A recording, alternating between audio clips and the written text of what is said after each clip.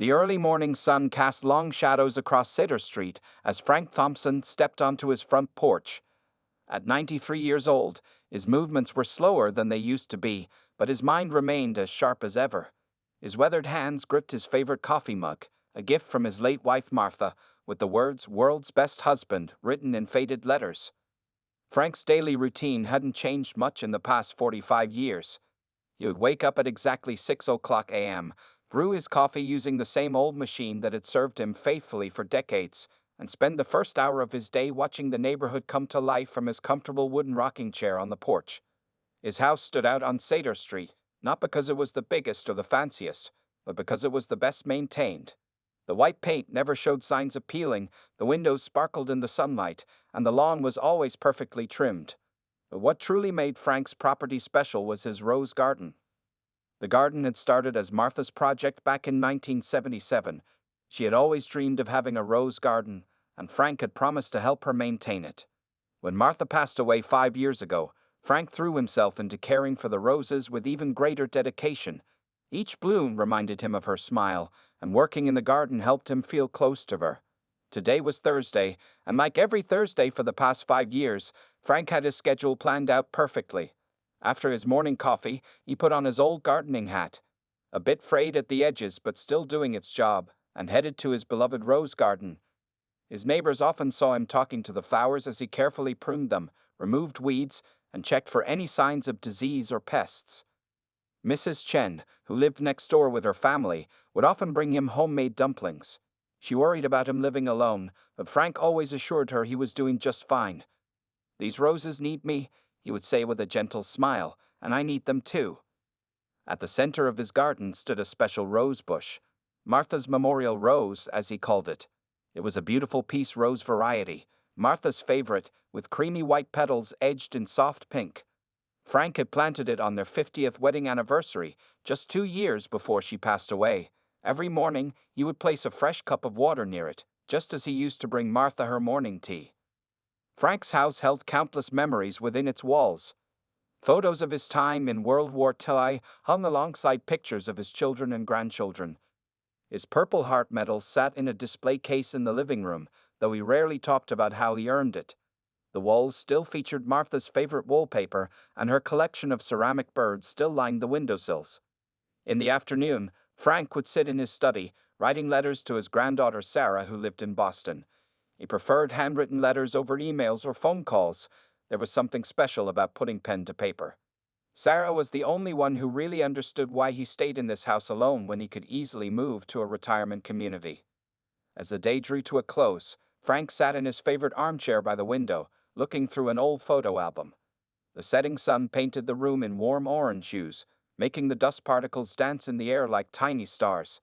He paused at a photo of himself and Martha on their wedding day in 1952. They both looked so young, so full of dreams and hopes for the future. The quiet of the evening was broken only by the distant sound of children playing and the occasional car passing by. Frank's neighborhood had changed a lot over the years. Families had come and gone, old houses had been renovated or torn down, new buildings had sprung up. But his house remained a constant, a reminder of a different time. As night fell, Frank followed his usual evening routine. He checked all the doors and windows, turned on the porch light for any late visitors, and gave one final look at his rose garden. The flowers swayed gently in the evening breeze, their sweet fragrance filling the air. Little did Frank know that his peaceful life was about to face an unexpected challenge that would test his resilience in ways he never imagined. The peaceful routine of Cedar Street changed dramatically one Monday morning in early spring. Frank was tending to his roses when the first rumble of heavy trucks caught his attention. Across the street, at the old Wilson warehouse that had been empty for 3 years, a group of workers was removing the "for sale" signs. Frank watched as 5 large motorcycles pulled up to the warehouse. The riders wore black leather jackets with a logo he couldn't quite make out. Leading them was a tall man with a thick beard and tattoos covering both arms. The bikers walked around the building, pointing at different areas and nodding their heads in agreement. Mrs. Chen hurried over to Frank's fence, her face filled with concern. "Mr. Thompson, did you hear? Someone bought the warehouse," she whispered. "They say it's going to be a motorcycle club." Frank's hands tightened around his gardening tools as he watched more motorcycles arrive. Within just 1 week, the change was impossible to ignore. The old warehouse transformed quickly. Workers painted the building black, installed heavy metal doors, and put up bright neon signs. The once quiet street now echoed with the constant sound of power tools and construction equipment. But the real changes began when the renovation was complete. Every evening, dozens of motorcycles would roar down Cedar Street, their engines so loud that Frank's windows would rattle. The sweet scent of his roses was often overwhelmed by the smell of exhaust fumes and cigarette smoke that drifted across the street. Frank tried to maintain his daily routine, but it became increasingly difficult. During his morning coffee on the porch, instead of hearing birds chirping, he heard motorcycles being tested and repaired. His afternoon gardening sessions were frequently interrupted by the sound of loud music blasting from the club's speakers. One particularly concerning day, Frank noticed his roses weren't looking well. The leaves had started turning yellow, and some of the buds weren't opening properly. He suspected it was from all the exhaust fumes constantly filling the air. Martha's memorial rose, which had always been the strongest plant in his garden, was showing signs of stress too. The peaceful nights Frank once enjoyed were now filled with the sound of parties from across the street. Motorcycles came and went at all hours, their headlights sweeping across his bedroom walls. Sometimes he would lie awake until dawn, remembering how quiet the neighborhood used to be. The other neighbors were affected too. Mrs. Chen's young children couldn't play in their front yard anymore because of all the traffic. The Johnsons, who lived 2 doors down, put their house up for sale. Even the neighborhood cats, which used to visit Frank's garden regularly, stopped coming around. Frank started noticing small changes in his own behavior. He began closing his windows, even on nice days, to keep out the noise and fumes. His morning coffee routine moved from the front porch to his kitchen table. The letters he wrote to Sarah became shorter, as he didn't want to worry her with news about the neighborhood's problems. One evening, as Frank was checking on his roses, he overheard 2 bikers laughing and talking near his fence. "Look at that old-timer with his flowers," one said mockingly. "What's he trying to prove?" The other replied with a laugh, revving his engine loudly as they drove away.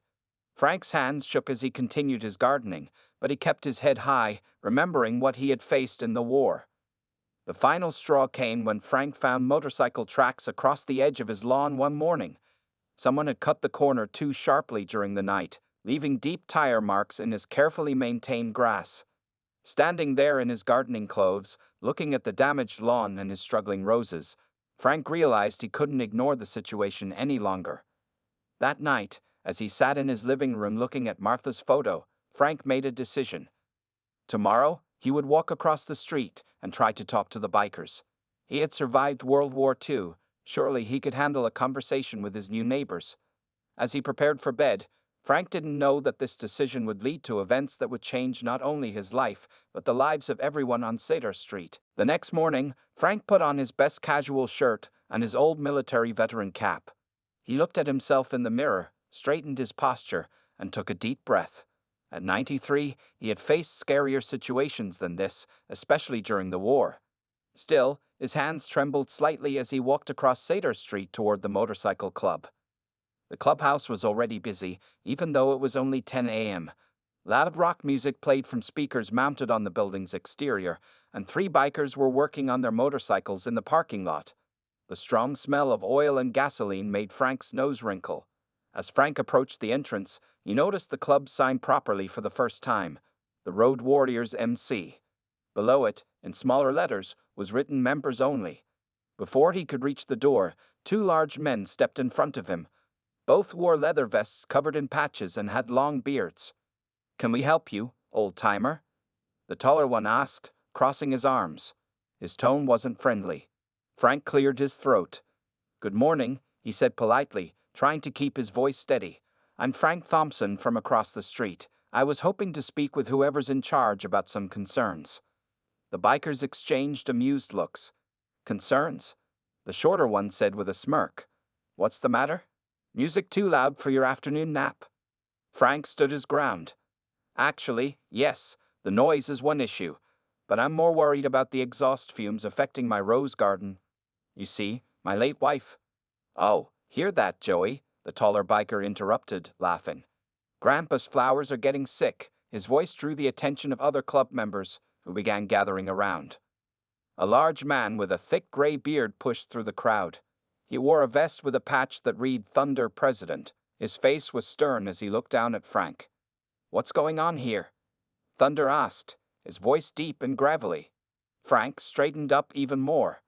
"Sir, I'm your neighbor from across the street. I came to discuss how we might find a way to—" "Listen, old man." Thunder cut him off. "This is our property now. We bought it fair and square. We're not changing anything because some ancient gardener can't handle a little noise." A crowd of bikers laughed. Someone in the back revved their motorcycle engine loudly, making Frank flinch. His military training told him this situation was getting dangerous. "I fought for this country," Frank said firmly. "All I'm asking for is a little respect and consideration." Thunder stepped closer. "Well, this ain't your war, and we ain't your soldiers to command. Maybe it's time you found a nice retirement home somewhere far away from here." More laughter followed. Frank felt his face grow hot with embarrassment and anger, but he kept his composure. Without another word, he turned and walked back toward his house, the sound of mockery and revving engines following him. That afternoon, Frank called the local police. Officer Martinez came by, but his response wasn't encouraging. "I'm sorry, Mr. Thompson," he said, "but unless they're breaking specific laws, there's not much we can do. They have all the proper permits for their business." The next few days showed Frank that his attempt at communication had only made things worse. Every time he stepped into his garden, someone would rev their engine. His mailbox was knocked over twice. Empty beer cans began appearing in his rose bushes. Mrs. Chen watched all this with growing concern. One evening, she brought over a hot meal and found Frank sitting in his darkened living room, staring at his wife's photo. "You should call your granddaughter Sarah," Mrs. Chen suggested gently. "Maybe she can help." Frank shook his head. "She has her own life in Boston. I don't want to burden her with this." That night, as Frank lay in bed listening to another loud party across the street, he remembered something his commanding officer had said during the war. Sometimes retreat isn't surrender. It's just preparation for a different kind of battle. But before Frank could decide what his next move should be, he discovered something the next morning that would push him past his breaking point. Someone had deliberately driven a motorcycle through his garden during the night, destroying several rose bushes. And there, lying broken and crushed, was Martha's memorial rose. The destruction of Martha's memorial rose hit Frank harder than any physical blow he had ever received in the war. He stood in his garden that morning, his old hands shaking as he touched the broken stems of the rose bush that had meant everything to him. Tire tracks cut deep through the soil, leaving a cruel path of destruction through his carefully tended garden. For the first time since Martha's funeral, tears rolled down Frank's weathered cheeks. This wasn't just a plant they had destroyed. It was his last living connection to his wife. He had nurtured that rose bush for years, talking to it every morning as if speaking to Martha herself. Now it lay broken, its roots exposed to the morning sun. The next few days saw a dramatic change in Frank. He stopped coming out to his porch for his morning coffee. The curtains in his house remained drawn. His garden tools lay untouched in their shed. When Mrs. Chen knocked on his door with homemade soup, he politely thanked her, but didn't invite her in as he usually did. Inside his house, Frank moved like a ghost through rooms filled with memories. He spent hours sitting in his armchair, looking at old photographs. The sounds of motorcycles and loud music continued outside, but he barely seemed to notice any more. The fight had gone out of him, replaced by a deep sadness that seemed to age him even further. His daily routine fell apart completely. Some days he forgot to eat, other days he couldn't remember if he'd taken his medication.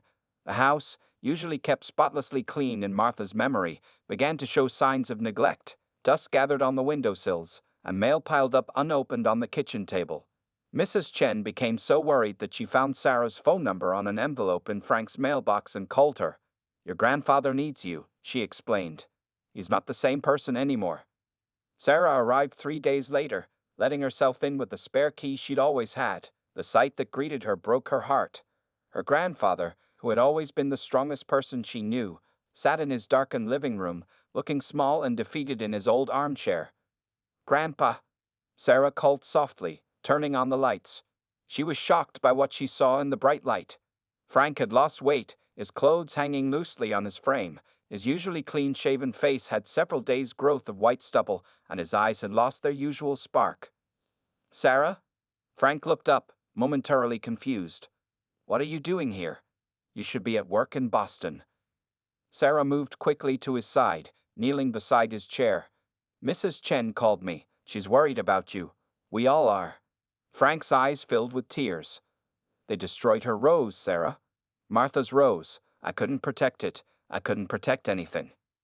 Sarah helped her grandfather up from his chair and guided him to the kitchen. As she made him a proper meal, she was horrified to learn that he had been living almost entirely on coffee and crackers for the past week. While they ate, she opened the curtains, letting sunlight stream into the house for the first time in days. Looking out the window at the motorcycle club across the street, Sarah felt anger rising in her chest. Her grandfather, a decorated war veteran who had served his country proudly, was now afraid to step outside his own home. The garden that had kept him going after her grandmother's death lay in ruins. "This isn't right," she said firmly, watching another group of bikers arrive across the street. "We need to do something about this." Frank shook his head wearily. "What can we do? The police won't help. The city won't help. Maybe it's time I sold the house and moved to that retirement community in Florida." Sarah watched her grandfather, the man who had taught her to stand up for what was right, the man who had survived World War II and built a beautiful life with her grandmother, now reduced to hiding in his own home. Something had to change. "No," she said firmly. "You're not going anywhere, Grandpa. This is your home. We're going to fight back, but not in the way they expect. I have an idea, but first, we need to learn more about who these people really are." For the first time in days, a tiny spark of hope flickered in Frank's eyes. He didn't know it yet, but Sarah's determination would lead to changes that nobody on Cedar Street could have predicted. Sarah spent the next few days watching the motorcycle club while helping her grandfather recover his strength. She sat by the living room window with her laptop, taking notes about who came and went. As a journalist for a small Boston newspaper, investigation was second nature to her. What caught her attention first was a pattern she hadn't expected. Every Tuesday and Thursday morning, before the usual crowd arrived, a small group of shabbily dressed men would enter the club. They didn't ride motorcycles or wear leather jackets. Instead, they carried backpacks and duffel bags, looking nervous as they walked in. "That's strange," Sarah muttered one morning, watching 3 such men enter the clubhouse. From her grandfather's armchair, Frank looked up from his breakfast, the first proper meal he'd eaten in days. Sarah decided to dig deeper. She visited the local coffee shop, where she overheard 2 club members talking while waiting in line. They mentioned something about a veterans program, but quickly changed the subject when they noticed her listening. Her curiosity grew stronger. Using her journalism skills, Sarah searched online for information about the Road Warriors MC. Most results showed typical motorcycle club activities, but one small article from a local website caught her eye. It mentioned their president, Mike "Thunder" Davidson, being honored at a private ceremony for veterans. "Grandpa," Sarah called out, excitement in her voice. "Did you know that Thunder is a veteran too?" Frank looked surprised. "That man? No, I hadn't heard that." Sarah kept reading. According to the article, Thunder had served 3 tours in Iraq. But what really grabbed her attention was a quote from him. "We all come home with scars. Some you can see, some you can't. The important thing is not to face them alone." The next day, Sarah decided to take a risk. She waited until she saw Thunder arrive at the club, then walked across the street. The same 2 guards who had confronted her grandfather tried to stop her, but she stood her ground. "I need to speak with Thunder," she said firmly. "It's about veteran support services." To her surprise, Thunder himself appeared at the door. Up close, Sarah noticed things she hadn't seen before. The military boots he wore, the way he scanned his surroundings constantly, the slight tension in his shoulders that reminded her of her grandfather's own habits. "Come inside," Thunder said, his voice gruff but not unkind. What Sarah discovered inside the clubhouse shocked her. Behind the rough exterior and behind the bar, there was a small office filled with folders and documents. On the walls hung photos of club members in military uniforms, medals, and service awards. But most surprising was a bulletin board covered with success stories, homeless veterans who had found housing, jobs, and hope through the club's secret program. "We don't advertise what we do," Thunder explained, his tough facade softening slightly. Most of these guys don't want charity. They need purpose, community. The motorcycle club gives them that, plus we can help them get back on their feet. Sarah learned that many of the rough-looking bikers were veterans themselves. The club provided temporary housing in rooms above the clubhouse, helped with job applications, and offered a support system for those struggling with PTSD. "Why all the noise and intimidation then?" Sarah asked. "Why drive away people like my grandfather?" Thunder's face darkened. "Your grandfather?" he asked. "Frank Thompson, from across the street. The man with the rose garden. The man your club has been terrorizing. He's a World War II veteran." The change in Thunder's expression was immediate. He sat down heavily in his chair, running a hand through his beard. "World War II? We didn't know." He paused. "What unit?" 101st Airborne Division, Sarah replied. He was a combat medic during the Battle of the Bulge, saved countless lives. Thunder stood up suddenly, walking to his office window. From there, he could see Frank's house and the destroyed garden. For a long moment, he was silent. "I really messed up, didn't I?" he finally said, his voice quiet. "We all did. We were so busy trying to help some veterans that we ended up hurting another." Sarah saw her opportunity. "It's not too late to fix this," she said. "But first, I think you and my grandfather need to have a real conversation." Thunder nodded slowly, a plan already forming in his mind. "Yes," he agreed. "Yes, we do." The meeting between Frank and Thunder was set for the next morning. Sarah arranged for them to meet on neutral ground, at Joe's Diner, a small restaurant halfway between the house and the club. Frank sat nervously at a corner booth, his hands wrapped around a cup of black coffee, while Sarah sat beside him for support. At exactly 9 a.m., Thunder walked in, without his leather jacket and surrounded by the diner's bright lights. He looked different. He wore a simple blue shirt, and Sarah noticed he walked with a slight limp, something she hadn't seen before. Most surprisingly, he was alone, leaving his usual group of bikers behind. "Mr. Thompson," Thunder said softly, standing by the table, "may I join you?" Frank nodded stiffly, and Thunder slid into the booth across from them. For a long moment, nobody spoke.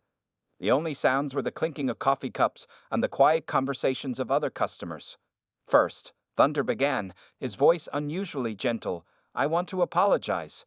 What we did to your garden, what I allowed to happen, it was wrong. Very wrong." Frank's hands tightened around his coffee cup, but he remained silent.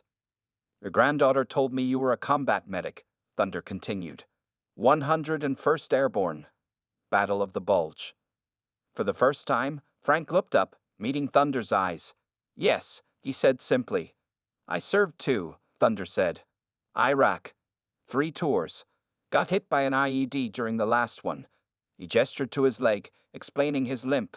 "Lost some good friends over there." Frank's expression softened slightly. After decades of meeting other veterans, he recognized something in Thunder's eyes, the same shadow he sometimes saw in his own mirror. "The nightmares," Thunder said quietly, "do they ever stop?" The question caught Frank off guard. He set down his coffee cup, his hands no longer shaking. "No," he answered honestly, "but you learn to live with them. Having Martha, my wife, she helped. And after she passed, the garden helped." Thunder winced at the mention of the garden. "The roses," he said. "They weren't just flowers, were they?" "No," Frank replied, his voice thick with emotion. "Each one had a story. The yellow ones were for the men I couldn't save in Belgium. The white ones were for my wedding day. And the peace rose?" He paused, gathering himself. "That was Martha's favorite. She loved its meaning, hope after darkness." As Frank spoke, Thunder's tough exterior crumbled further. Sarah watched in amazement as these two men, separated by decades but united by their experiences of war, began to truly see each other. "You know what we do at the club?" Thunder asked. Frank shook his head. "We help veterans. Homeless vets, guys struggling with PTSD, anyone who served and needs support. We keep it quiet because most of them don't want people to know they need help." Frank leaned forward, suddenly interested. "The men I've seen going in early mornings?" "Yeah," Thunder nodded. "We give them shelter upstairs, help them find jobs, provide a community. The bikes, the noise, it's all just a cover. Some guys feel safer when they look tough on the outside. I understand that, Frank said softly, remembering his own difficult days after the war. Thunder took a deep breath. Mr. Thompson, Frank, I have a proposal for you. We've been teaching some of our guys about gardening. It helps with the anxiety, gives them something peaceful to focus on. But none of us really knows what we're doing. Frank's eyes lit up slightly. You want me to teach them? More than that, Thunder said. We'd like to help you rebuild your garden first. Make it better than before. Then maybe you could help us build one at the club too. A proper memorial garden for all veterans. For the first time in weeks, a small smile appeared on Frank's face. Martha would have liked that idea, he said. She always said gardens heal the soul. Sarah watched as her grandfather and Thunder continued talking, sharing stories about their service, their struggles, and their hopes. The two men who had been enemies just days ago were now finding common ground, building a bridge across the generations that separated them. As they left the diner 2 hours later, plans were already being made. The garden would be restored, but it would become something more, a symbol of healing, understanding, and the unbreakable bond between veterans of all ages. The change on Cedar Street began early on a Saturday morning, just as the sun was rising. Thunder arrived with 20 members of his motorcycle club, but instead of their usual leather jackets, they wore work clothes. Each carried gardening tools, and behind them came trucks loaded with plants, soil, and building materials. Frank stood on his porch, amazed at the sight.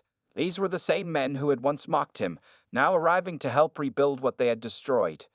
Mrs. Chen watched from her window, hardly believing her eyes as the loud bikers worked quietly and carefully under Frank's direction. The soil needs to be prepared first, Frank explained to the group, his voice strong and clear. Roses need good drainage and rich earth to grow properly. The bikers listened intently, taking notes and asking questions. Thunder stayed close to Frank, making sure everyone followed the old veteran's instructions exactly. Among the workers was a young veteran named Jack, who had been living in the club's shelter for 3 months. As Frank showed him how to properly plant a rose bush, Jack's hands trembled slightly. The garden at home helped me after I came back from Afghanistan, Jack shared quietly. But I lost it when I lost my house. Frank put a gentle hand on Jack's shoulder, remembering his own struggles after World War II. Gardens are patient teachers, he said. They show us how to nurture life instead of taking it. Throughout the day, more surprises arrived. A local nursery, hearing about the project, donated dozens of rose bushes. Veterans from other parts of town came to help. Even Officer Martinez stopped by, bringing cold drinks for everyone. The most touching moment came when Thunder presented Frank with a special gift.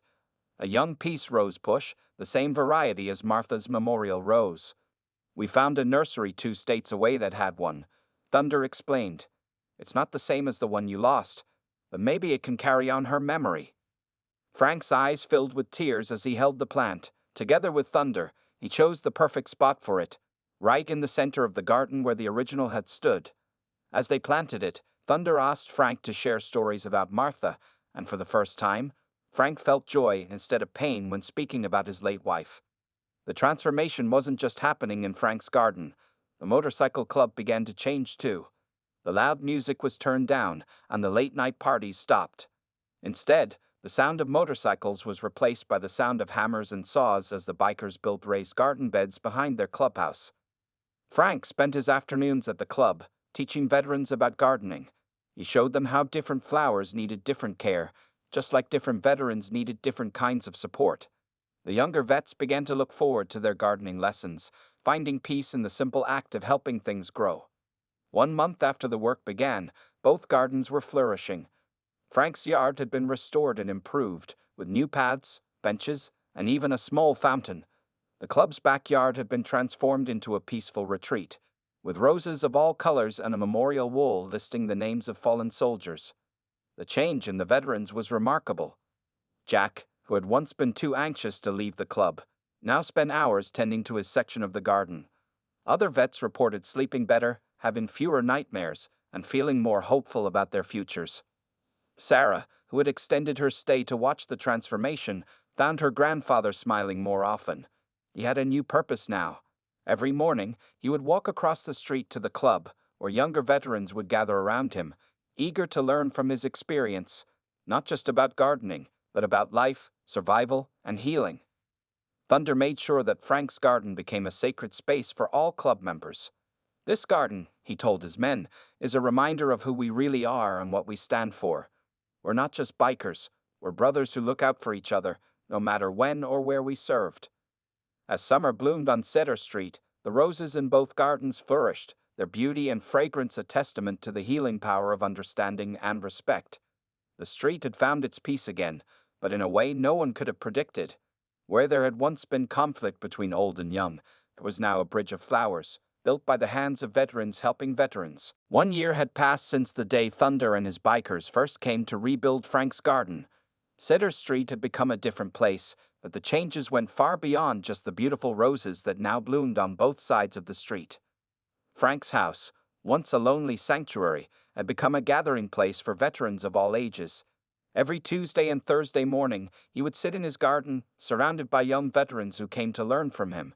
They called these sessions Coffee with Frank, and they became the most popular activity at the motorcycle club. "Tell us about D-Day again, Frank," Jack would often ask, sitting cross-legged on the grass like a child at story time. The other veterans would gather around, some on benches, others on lawn chairs they brought themselves. Frank's stories of courage and survival touched their hearts, helping them understand their own experiences better. The motorcycle club had changed dramatically too. While they still rode their bikes and wore their leather jackets, they had become known throughout the city for their veterans support program. The garden behind their clubhouse, which they named the Peace Garden, had become a model for other veterans organizations across the country. Mrs. Chen no longer worried about the bikers. Instead, she would often bring out plates of dumplings for everyone during the gardening sessions. Her children played safely in their front yard again, and sometimes the veterans would stop to teach them about the different flowers growing in Frank's garden. Sarah had returned to Boston, but she visited more often now. Each time she came, she found more improvements.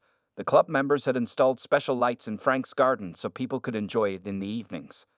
They had also built a comfortable seating area where veterans could talk privately when they needed to share difficult memories. Thunder, who had once seemed so intimidating, had become like a son to Frank. He would stop by every morning to check on the old veteran, often bringing breakfast from Joe's diner. They would sit on Frank's porch, drinking coffee and planning new additions to both gardens. The most remarkable change was in the veterans themselves. Jack, who had once been homeless, now worked as the club's official gardener. He lived in a small apartment nearby and helped Frank teach other veterans about garden therapy. Several other homeless veterans had found purpose and healing through the program, moving on to stable jobs and homes of their own. On a warm Sunday afternoon, exactly 1 year after the garden's restoration, the club organized a special celebration. Veterans from all over the state came to visit.